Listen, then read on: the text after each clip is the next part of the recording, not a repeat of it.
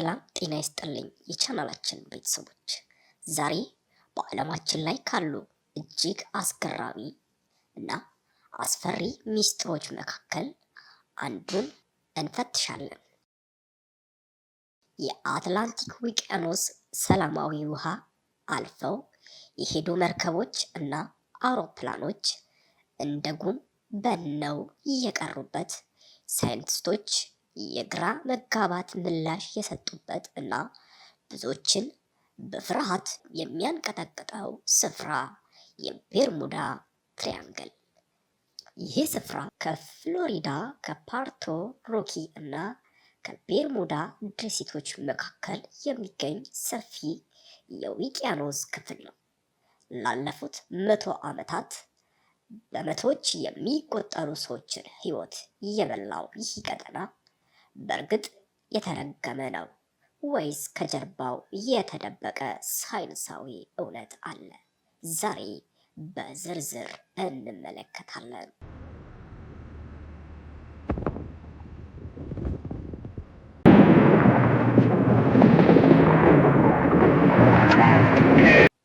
የቤርሙዳ ትራያንግል ዝና የጀመረው ትላንት አይደለም። እንዲያውም ታዋቂው አሳሽ ክሪስቶፌር ኮሎምበስ በ1492 ወደ አሜሪካ ሲጓዝ በዚህ አካባቢ እንግዳ የሆኑ ነገሮችን ማየቱን ዘግቧል። ኮምፓሴ በትክክል መስራት አቆመ።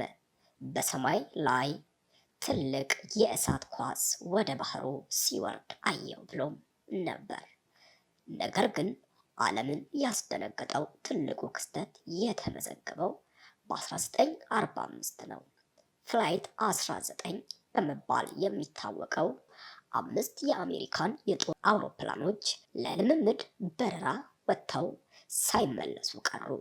አውሮፕላኖቹ ከመጥፋታቸው በፊት የቡድኑ መሪ ሁሉንም ነገር አጥንተናል፣ ባህሩ የተለየ ይመስላል የሚል መልእክት አስተላልፎ ነበር። የሚገርመው ነገር እነዚህን አውሮፕላኖች ፍለጋ የተላከው ሌላ ትልቅ አውሮፕላንም ጭራሹኑ ሳይመለስ መጥፋቱ ነው።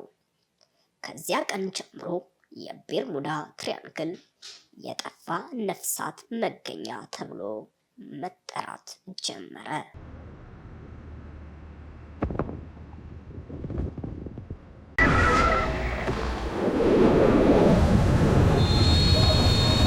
ዩኤስኤስ ሲክሎፕ በ1918 300 ሰዎችን አሳፍሮ ሲጓዝ የነበረው ይህ ግዙፉ የጭነት መርከብ ያለምንም የጭንቀት ጥሪ ጠፋ። እንደውም ፍርስራሹ ወይንም የሰው አስክሬን አልተገኘም። ኤምኤስ ቲችፎር በ1960ዎቹ አካባቢ የጠፋች መርከብ ስትሆን የአየር ሁኔታው እጅግ በጣም ጸጥ ባለበት ወቅት ነበር የጠፋው። ስታር ታይገር በ1948 ከአዞረስ ወደ ቤርሙዳ ሲበር የነበረ አውሮፕላን ሲሆን ምንም አይነት ብልሽት ሳይገጥመው በድንገት ከራዳር ውጪ ሆኗል። እነዚህ ክስተቶች አንድ የሚያመሳስላቸው ነገር አለ። አደጋው ሲደርስ አብዛኛውን ጊዜ አየሩ ጥሩ ነበር፣ እናም ምንም አይነት የፍርስራሽ ምልክት አይገኝም። ይህ እንዴት ሊሆን ይችላል?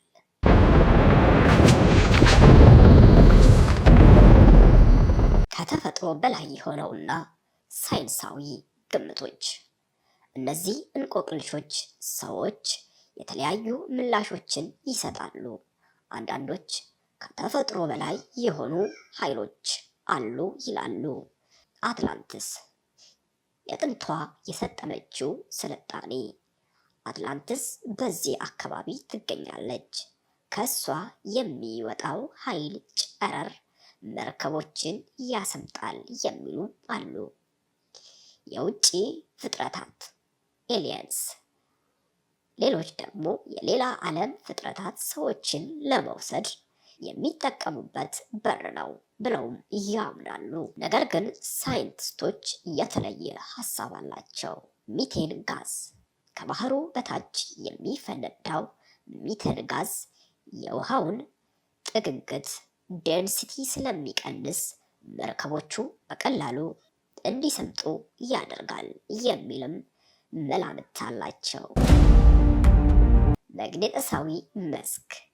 በዚህ ስፍራ መግነጢሳዊ ሰሜን እና እውነተኛ ሰሜን ይገኛል። ይህ ደግሞ ኮምፓስ እንዲሳሳት በማድረግ መንገዶችን ለከፍተኛ ስህተት ይዳርጋል። ጭራቅ ማዕበሎች።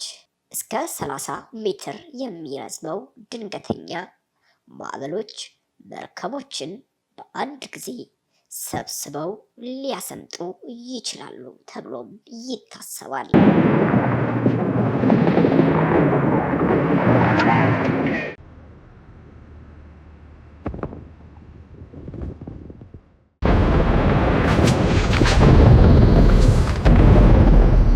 ታዲያ የቤርሙዳ ትሪያንግል በእርግጥ ከዓለም ልዩና አደገኛ ቦታ ነው።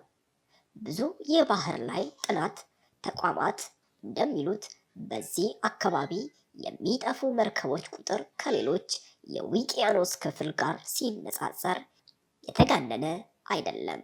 አካባቢው በጣም የሚበዛ የንግድ እና የበረራ መስመር ያለበት በመሆኑ አደጋ የመከሰት እድሉ ከፍ ያለ ነው ሲሉ ይናገራሉ።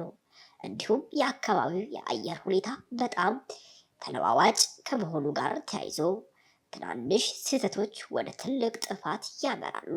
ሆኖም ግን ምንም አይነት ፍርስራሽ አለመገኘቱ አሁንም ለብዙዎች ጥያቄ ሆኖ ቀጥሏል። የቤርሙዳ ትሪያንግል ሚስጥር እስከዛሬ ድረስ ሙሉ በሙሉ አልተፈታም። ሳይንስ የራሱን ምክንያት ቢያቀርብም የታሪክ መዝገቦች ደግሞ ያልተመለሱ ጥያቄዎችን ይወረውራሉ። ምናልባትም አንድ ቀን የዚህ የዲያብሎስ ሶስት ማዕዘን እውነተኛ ማንነት በግልጽ ይታወቅ ይሆናል። እስከዚያው ግን ውቅያኖሱ ጥልቀት ውስጥ የተደበቀ ትልቅ እንቆቅልሽ ሆኖ ይኖራል። እናንተስ ምን ይመስላችኋል? የቤርሙዳ ትሪያንግል የተፈጥሮ አደጋ ነው ወይስ በስተጀርባው ሌላ ምስጢር አለ? አስተያየታችሁን በኮሜንት መስጫ ላይ አስፍሩልን።